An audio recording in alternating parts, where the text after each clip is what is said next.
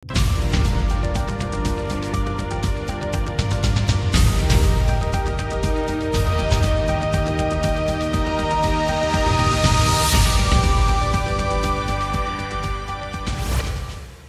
பொதுச் செயலாளர் தியாக தலைவி சின்னம்மா வாழ்த்துக்களுடன் செயல்படும் கழக துணை பொதுச் செயலாளர் திரு டிடிவி தினகரனின் ஆற்றல் மிகு செயல்பாடுகள் காரணமாக மக்கள் செல்வாக்கு நாளுக்கு நாள் அதிகரித்து வருகிறது. தொடர்ந்து மக்கள் சந்திப்பு புரட்சி பயணம் மேற்கொண்டுள்ள கழக துணை பொதுச் செயலாளர் திரு டிடிவி தினகரன் ராமநாதபுரம் பார்த்திபனூரில் கழக தகவல் தொழில்நுட்ப பிரிவு நிர்வாகிகளுடன் உரையாடல் நிகழ்த்தினார். அந்த தொகுப்பினை தற்போது காணலாம்.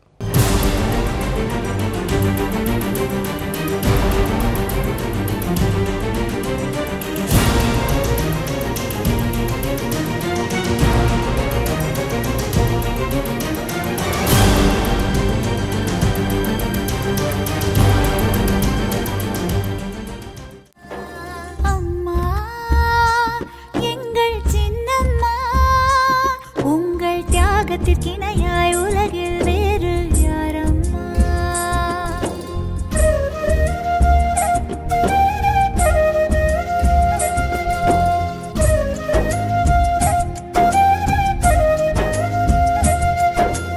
தன்னலம் மறந்து தாய் நலம் காத்து தியாகத்தின் வடிவே சின்னம்மா, எங்கள் சின்னம்மா. இன்னலை தாங்கி பழிகளை சுமந்த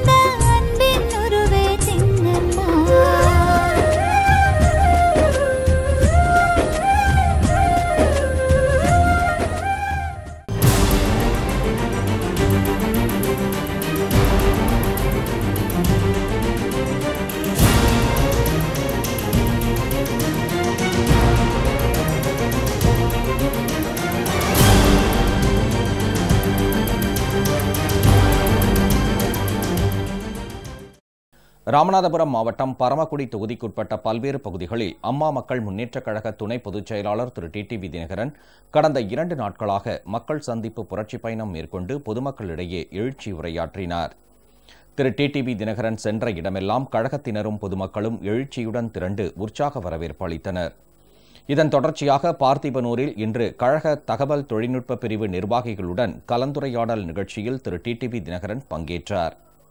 ராமநாதபுரம், சிவகங்கை, விருதுநகர் மற்றும் மதுரை மாவட்ட கழக தகவல் தொழில்நுட்ப பிரிவு நிர்வாகிகள் இந்த கலந்துரையாடலில் பங்கேற்றனர். தகவல் தொழில்நுட்ப பிரிவு நிர்வாகிகளிடையே உரையாற்றிய திரு டிடிவி தினகரன், இயக்கத்தின் ஆணிவேருக்கு சமமானது தகவல் தொழில்நுட்ப பிரிவு என்றும் அதன் செயல்பாடுகள் வாட்ஸ்அப், ட்விட்டர் மூலம் கொண்டு செல்லப்பட வேண்டும் என்றும் தெரிவித்தார். பொய்யான பதிவுகள், தனிநபர் விமர்சனங்கள் தவிர்க்கப்பட வேண்டும் என்றும் திரு டிடிவி தினகரன் கேட்டுக் கொண்டார்.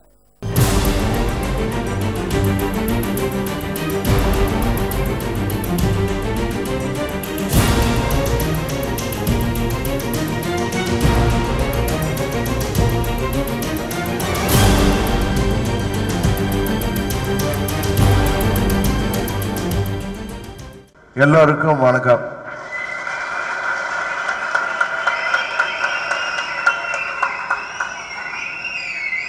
இந்த இனிய நிகழ்ச்சியில எனக்கு முன்னால உங்களுடைய ஐடி பிரிவு செயலாளரும் தலைமை கழக நிர்வாகிகளும் பல்வேறு செய்திகளை சொல்லிட்டாங்க. அதனால நேராக நான் உங்களோட கலந்துரையாடலுக்கு வந்துடலான்னு நினைக்கிறேன். இடையில நான் சொல்றத கொஞ்சம் கவனமா நீங்க கேட்கணும். காரணம், ஐடி பிரிவுங்கிறது இன்றைக்கு எல்லா அரசியல் கட்சிகளிலும் ஒரு இன்றியமையாத ஒரு பிரிவாக இன்றைக்கு விளங்கி வருகிறது. இந்த செல்போன், ஆண்ட்ராய்டு போன் வர்றதுக்கு முன்னெல்லாம் பத்திரிகைகள்ல நமது கட்சியின் செயல்பாடுகள் தெரிய வரும், கொள்கைகள் தெரிய வரும். அதற்கப்புறம் ஒரு 10-15 ஆண்டுகளாக தொலைக்காட்சி வந்த பிறகு தொலைக்காட்சிகளில் எல்லா செய்திகளும் தெரிய வருகிறது. இன்றைக்கு தொலைக்காட்சிகளுக்கும் பல்வேறு இடர்பாடுகள் இருப்பதால அவங்க விருப்பப்பட்டாலும் சரி, இல்லை அவங்களுடைய விருப்பத்தின் பேரிலும் சரி, எல்லா கட்சிகளை பற்றிய நிகழ்ச்சிகளை அவங்க ஒளிபரப்புறதில்லை. அதுக்கு பல்வேறு காரணங்கள் இருக்கு. அதில் ஆட்சியாளர்கள் ஒரு முக்கிய காரணமாக இருக்காங்க. இன்னைக்கு அம்மா கேபிள் டிவியை அரசு உடைமை ஆக்குறதுக்கு காரணமே ஒரு தனியார் நிறுவனம் அந்த மோனோபோலியா நடத்திட்டு இருந்த காரணத்தினால, மற்ற சேனல்கள் எல்லாம் இருட்டடிப்பு செய்ததுனால அம்மா அவர்கள் அதை அரசு கேபிள் அறிவிச்சு எல்லா சேனல்களும் தெரியட்டும் பண்ணாங்க.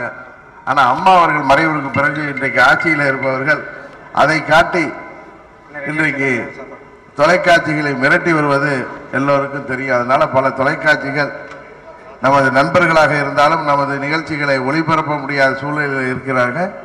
இந்த காலகட்டத்தில் நமது ஐடி பிரிவு குறிப்பா வாட்ஸ்அப், ட்விட்டர், ஃபேஸ்புக்கில் உங்களுடைய செயல்பாடுகள் நமது அம்மா மக்கள் முன்னேற்ற கழகத்தை தமிழ்நாடு மாத்திரமல்ல, இந்திய துணைக்கண்ட மாத்திரமல்ல, உலகத்தில் எங்கெல்லாம் தமிழர்கள் வாழ்கிறார்களோ அவர்களை எல்லாம் நீங்கள் உங்கள் மூலம் நாங்கள் சென்றடைகிறோம்.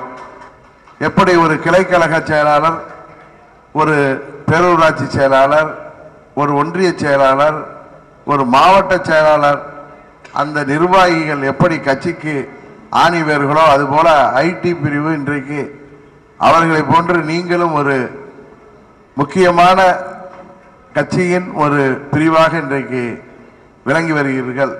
அது உண்மையிலேயே பெரிய மகிழ்ச்சியாக இருக்கிறது. அதே நேரத்தில் பெரும்பாலும் இளைஞர்கள் நீங்கள் இதில் சுய விருப்பத்தோடு செயல்பட்டு வருகிறீர்கள். ஒரு சில நேரங்களிலே உங்களுடைய அந்த இளங்கன்று பயம் அறியாது என்பவர்களே, அதுபோல அரசாங்கத்தின் சட்டங்களை மீறி உங்கள் கோபங்களை வெளிப்படுத்தி விடுகிறீர்கள். அதனால் தேவையற்ற தர்ம சங்கடம் உங்களுக்கும் ஏற்படுகிறது, கட்சிக்கும் ஏற்படுகிறது. எனக்கு முன்னால் பேசிய நமது இளைஞரணி செயலாளர் எனது அன்பு தம்பி டேவிட் அண்ணாதுரை சொன்னது போல, இந்த தொலைத்தொடர்பு நிர்வாகத்தில் இந்த இதுக்கான சட்டங்கள் அரசாங்கம் ஈஸியா கையில் எடுத்து நமது நிர்வாகிகளை கைது செய்து விடுகிறார்கள்.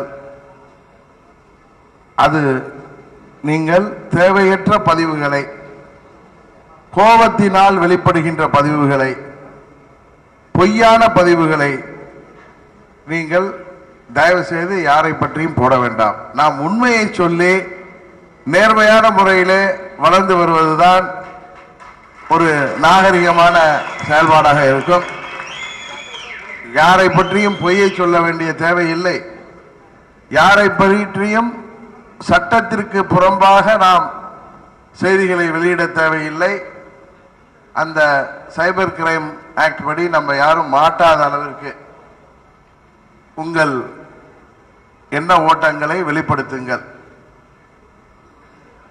இப்போ கூட நீங்க பார்த்திருப்பீங்க, 52 பேர் பொய் வழக்கில் அன்னைக்கு தேவரையா ஜெயந்தி அன்னைக்கு இவங்க எந்த சம்மதமும் கிடையாது. ஊர்வலமா போயிட்டு இருந்தப்ப யாரோ இந்த ஆட்சியாளர்கள் மேல உள்ள கோபத்தில் பேனரை கிழிச்சாங்களே, எப்படி கஜா புயல் நேரத்தில் அமைச்சர்கள்லாம் என்ன பாடுபட்டாங்கன்னு தெரியும். அது என்ன நம்ம அம்மா மக்கள் முன்னேற்ற கழகத்தை சேர்ந்தவங்களா பண்ணாங்க? ஒரு அமைச்சர் காம்பவுண்டரி குச்சி ஓடினாரு, இன்னும் அமைச்சர்கள்லாம் உள்ளாரே போக முடியல, போலீஸ் வேன் பாதுகாப்போட போயிட்டு இருந்தாங்க. அது மாதிரி இங்க பல மாவட்டங்களிலிருந்து, குறிப்பா தென் மாவட்டங்களிலிருந்து தேவரையா குரு பூஜைக்கு வந்த இளைஞர்கள் இந்த ஆட்சியாளர்கள் மீது உள்ள கோபத்திலே அந்த பேனர்களை கிழித்து விட்டு சென்றார்கள். அதை நான் தட்டு கேட்கவில்லை என்று இவர்கள் என் மீது வழக்கு போடுகிறார்கள். அப்படியும் கூட என்னிடம் இங்க உள்ள காவல்துறை அதிகாரி சொன்ன பொழுது வேனில் உள்ள மைக்கை எடுத்து அந்த செல்பவர்களை தடுக்கலாம் என்று பார்த்தால் நமது வேனில் இருந்த மைக் அன்றைக்கு சரியாக வேலை செய்யவில்லை.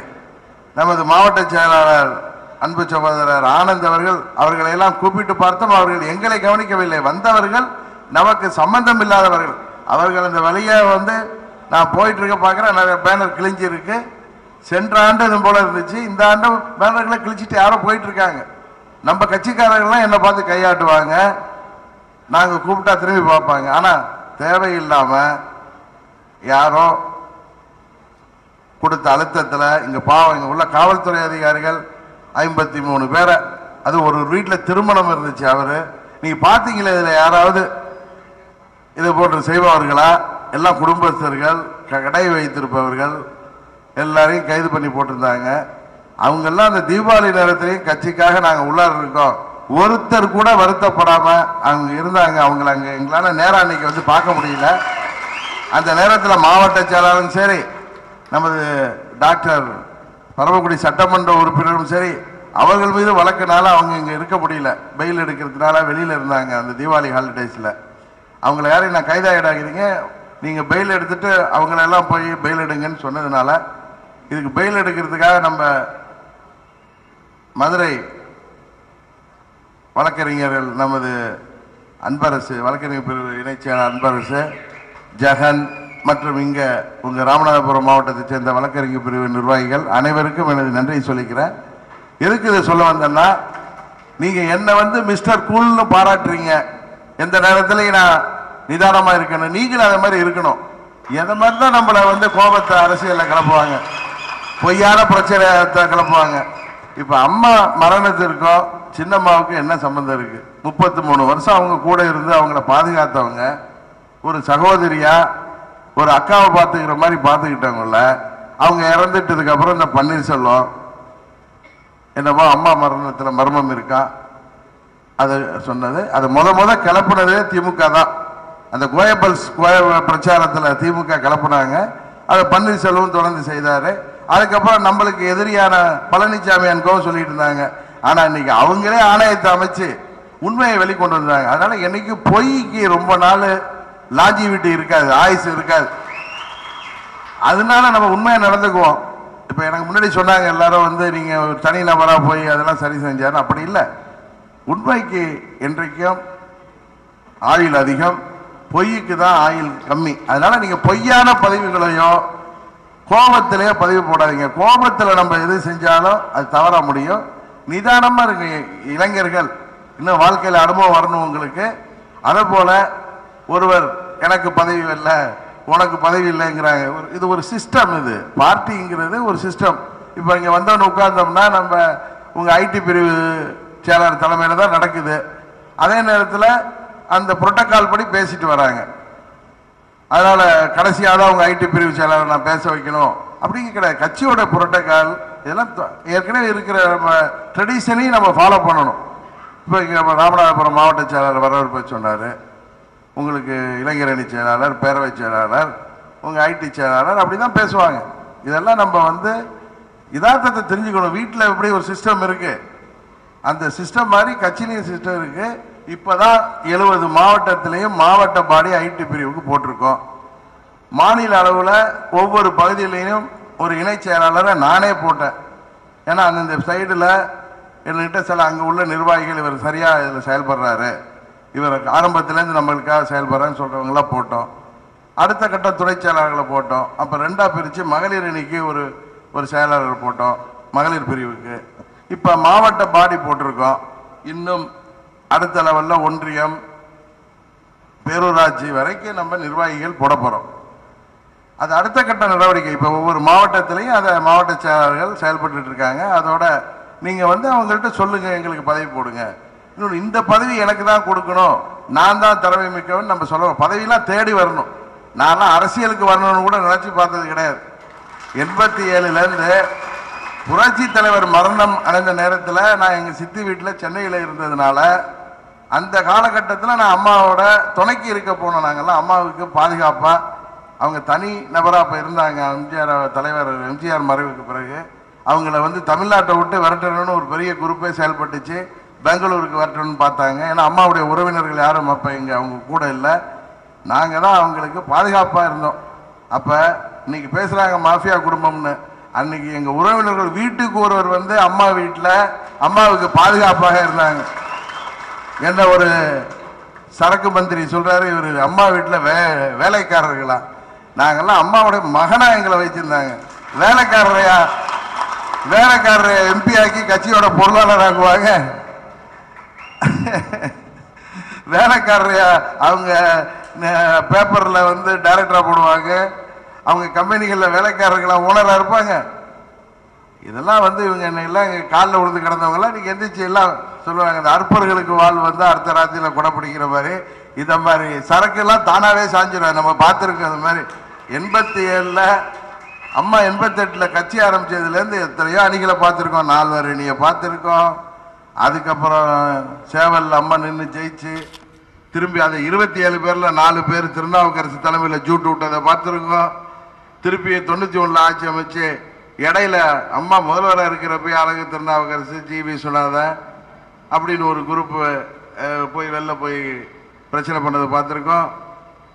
96ல் போட்டி அதிமுகவை பார்த்துருக்கோம். அது மாதிரி நிறைய 2006-11ல் அந்த 5 வருஷத்துக்குள்ளார பார்த்தீங்கன்னா செலவு கணபதி போயிட்டார், மாவட்ட சேர்ந்தவர். சேகர் பாபு போயிட்டார், அண்ணா முத்துசாமி போயிட்டார், கரூர் சின்னசாமி அண்ணன் போனார். அதனால என்ன இந்த இயக்கம் இதாகிட்டா.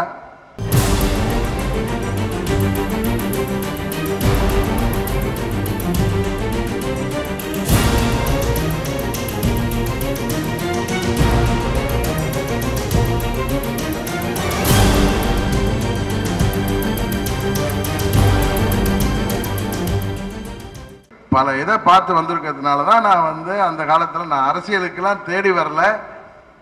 வெறும் வரணுங்கிற எண்ணமும் கிடையாது.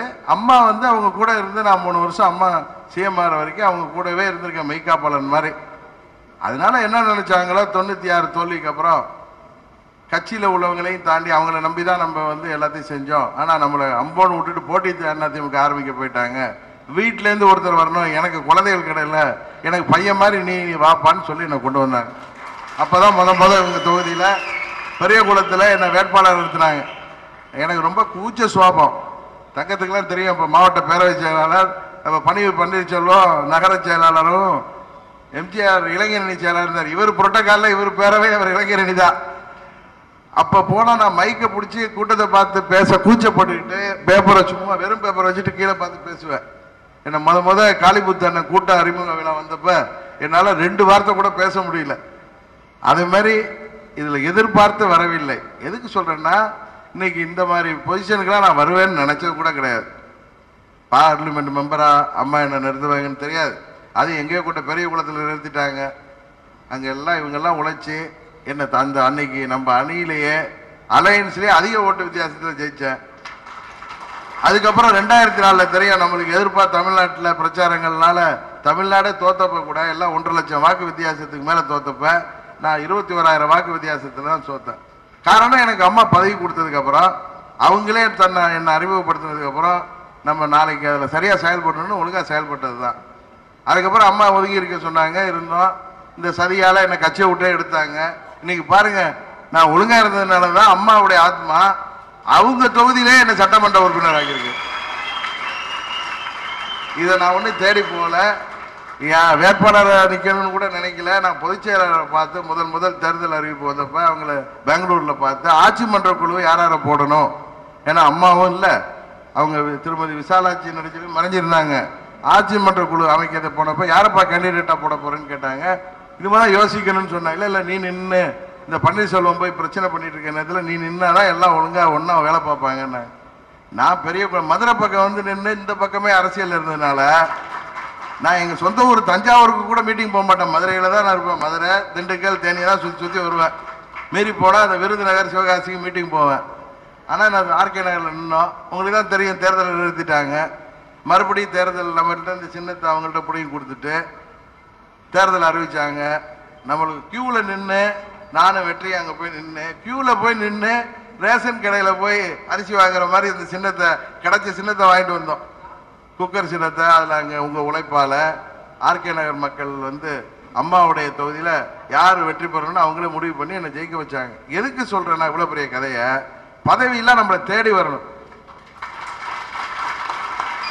எனக்கு என்ன, நான் தான் சீனியர், எனக்கு இந்த பதவி ஏன் கொடுக்கலன்னு கேட்டவங்களெல்லாம் நான் கட்சியில் 30 வருஷமாக பார்த்துருக்கேன். அம்மா கூட இருந்தேன். அவங்கெல்லாம் இருக்கிற இடமே தெரியாமல் போயிட்டாங்க. தேடி தலைமை கொடுக்குறவங்க தான் நல்லா வந்திருக்காங்க. அதனால நம்ம உழைப்போம். சில பேருக்கு சில இடங்கள்ல ஒரே குவாலிஃபிகேஷன்ல 3 பேர் இருக்கிறப்ப ஒருத்தருக்கு தானே கொடுக்க முடியும். இப்போ எம்எல்ஏ சீட்டே வருது, எம்பி சீட்டே வருது. ஒருத்தருக்கு கொடுத்தா டாக்டர் முத்தையா திரும்பவும் இங்கே அவர் அம்மாவால் வேட்பாளரானவர் வந்தார். அப்படின்னா இன்னொருத்தருக்கு வந்து அந்த தகுதி இல்லைன்னு அர்த்தம் கிடையாது. அது வந்து அந்த சந்தர்ப்பம் இவருக்கு கொடுத்தா நல்லா இருக்குன்னு ஒரு டிஸ்கஸ் பண்ணி போடுறது. அது மாதிரி தங்கம் சொன்ன மாதிரி பதவியிலேருந்து மாவட்ட செயலர் போட்டால் அவரை பாராட்டி பதிவு போடுறது. இவர் வேற காரணங்கள்லாம் சரியாக செயல்படலன்னு எடுத்தால் உடனே காசு வாங்கிட்டார். இது கட்சி எவ்வளவு பாதிக்குது. நான் மற்ற விஷயத்தெல்லாம் நான் ஒத்துக்குவேன். ஆனால் கட்சிக்கு அவப்பெயர் ஒரு யார் பண்ணாலும் நான் உடனே கட்சியை விட்டு எடுத்துருவேன். அது அம்மாட்ட நாங்கள் கற்றுக்கிட்டது. அதனால தான் சொல்கிறேன், தனிப்பட்ட கோபதாபங்களை நீங்கள் இந்த பதிவு போடுறது தவறு. இது அதை பண்ண நீங்கள் கட்சிக்கு இவ்வளோ நாள் நீங்கள் கட்சிக்காக உழைச்சீங்க, அந்த கட்சி வீணா போட்டுன்னு நினச்சி பண்ணுறதா தான் அர்த்தம். கோபத்தில் எனக்கு 2 கண்ணும் போனாலும் பரவாயில்ல, கட்சிக்கு 1 கண்ணு போகணும்னு நினைக்கிறது தவறு தானே. அதனால் அடுத்த கட்டம் அன்னைக்கு கூட மெட்ராஸில் முதல்ல 70 மாவட்ட செயலாளர்களோட மாநில நிர்வாகிகளோட இவர் வந்து ஒரு மீட்டிங் போட்டு ட்விட்டர் அக்கௌண்ட்லாம் ஓப்பன் பண்ணோம். ஏன்னா இன்னைக்கு திமுக திடீர்னு வந்து உங்களுக்கு தெரியும், அவங்கெல்லாம் சொன்ன மாதிரி இது வந்து நீங்கள்லாம் இது தானாக சேர்ந்த கூட்டம், அது நம்ம கூட்டம். இங்கே நம்ம கட்சிக்கு சம்பந்தம் இல்லாதவங்கெல்லாம் நம்மளுக்கு ஆதரவாளராக ட்விட்டரில் போட்டுட்டு இருக்காங்க. ஆனால் அவங்க காசு கொடுத்து அதை செய்கிறத முறியடிக்கணுங்கிறதுக்காக வாட்ஸ்அப்பில் இருக்கிற அத்தனை பேரும் நீங்கள்லாம் ட்விட்டர் அக்கௌண்ட் ஓப்பன் பண்ணணும்னு சொல்கிறதுக்காக கூட்டம் போட்டார். உடனே சில பேர் அதுக்கு உடனே பதிவு, எங்களுக்கெல்லாம் அழைப்பு இல்லை, எங்களெல்லாம் அங்கே 300 பேர் தான் உட்கார முடியும். இப்போ அடுத்தது அவரை மாவட்டமாக நான் அனுப்ப போகிறேன். இப்போ அடுத்தது வந்துடுவார். அவருக்கு எல்லா மாவட்டத்துக்கும் வந்து இப்போ ஏற்கனவே கழக மாவட்ட செயலாளர்கள் வந்து ஒன்றியம், நகரம், பகுதி, பேரூராட்சி வரைக்கும் வந்து நிர்வாகிகளெல்லாம் பட்டியெல்லாம் தயார் பண்ணுறாங்க. அதை கலந்து போடுவாங்க. அதில் யார் விட்டு போயிட்டா மறுபடியும் சேர்த்துக்க போகிறோம். இதில் ஒன்றும் பெரிய விஷயம், தலை போகிற விஷயம் இல்லையே. இது ஒன்றும் சுப்ரீம் கோர்ட் ஆர்டர் இல்லையே, நம்ம கட்சி தானே மாற்றி போட்டுக்க போகிறோம். அதனால் நீங்கள் இளைஞர்கள் நீங்கள் வந்து ரொம்ப சுறுசுறுப்பாக இருக்கீங்க, வேகமாக இருக்கீங்க, பாராட்டுறேன். அதே உங்களுடைய வேகம் கோபமாக மாறி உங்களுக்கும் கட்சிக்கும் கெடுதலாக வந்துடாமல் பார்த்துக்க வேண்டியது உங்கள் பொறுப்பு.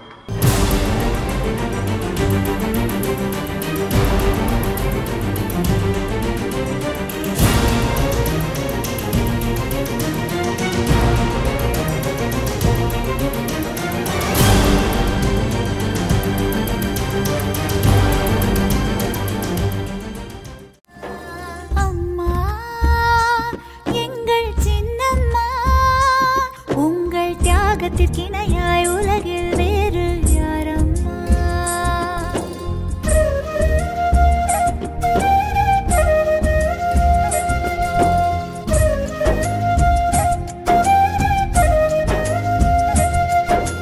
தன்னலம் மறந்து தாய் நலம் காத்து தியாகத்தின் வடிவே சின்னம்மா, எங்கள் சின்னம்மா. இன்னலை தாங்கி பழிகளை சுமந்த அன்பின் உருவே சின்னம்மா.